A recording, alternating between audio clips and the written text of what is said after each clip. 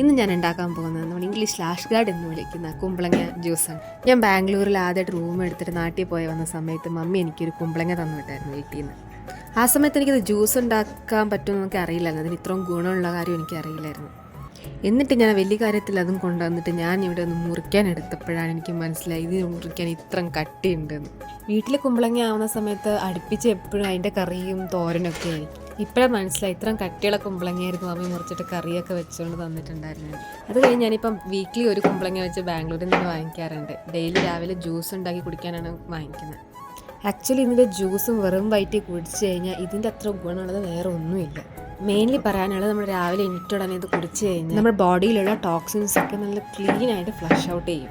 അതുപോലെ തന്നെ നമ്മുടെ ബോഡീനെ കൂൾ ചെയ്യാനായിട്ട് വളരെ ഹെൽപ്പ് ചെയ്യും. അതുപോലെ ഹൈഡ്രേറ്റ് ആക്കി വെക്കുകയും ചെയ്യും. ഞാൻ ജ്യൂസ് ഉണ്ടാക്കാൻ വേണ്ടി ഇതിൻ്റെ കൂടെ കുറച്ച് മിൻറ്റ് ലീഫും ലെമനും പിന്നെ കുറച്ച് ഇഞ്ചിയും മുറിച്ചിടാറുണ്ട്. ആക്ച്വലി ഇതിൻ്റെ ജ്യൂസിന് വലിയ ടേസ്റ്റ് ഒന്നുമില്ല. നമ്മൾ എന്ത് ഇതിൻ്റെ കൂടെ ആഡ് ചെയ്യുന്നോ അതിൻ്റെ ടേസ്റ്റ് ആയിരിക്കും. അപ്പോൾ ഇഞ്ചിയും മിൻറ്റൊക്കെ ഇട്ട് കഴിഞ്ഞാൽ അതിൻ്റെ ഒരു ടേസ്റ്റ് നമുക്ക് കിട്ടും. രാവിലെ ടൈം കിട്ടുന്നത് എന്നും കുടിക്കാറുണ്ട്. അല്ലെങ്കിൽ ആഴ്ചയിൽ ഒരു കുമ്പളങ്ങയുടെ ജ്യൂസെങ്കിലും ഞാൻ കുടിക്കാൻ ട്രൈ ചെയ്യാറുണ്ട്. എന്നിട്ട് ഇത് അടിച്ച് കഴിഞ്ഞിട്ട് ഇതിനെ ഫിൽറ്റർ ചെയ്തെടുക്കുക. എങ്ങനെയാണ് ഫിൽറ്റർ ചെയ്തിട്ട് ഞാൻ ക്ലോത്താണ് യൂസ് ചെയ്യുന്നത്. അങ്ങനെ നമ്മുടെ ആഷ് ഗാർഡ് ജ്യൂസ് റെഡി ആയിട്ടുണ്ട്. നിങ്ങൾക്ക് വേണമെങ്കിൽ സോൾട്ട് വല്ല ആഡ് ചെയ്യാം കേട്ടോ, ഞാൻ ആഡ് ചെയ്യാറില്ല.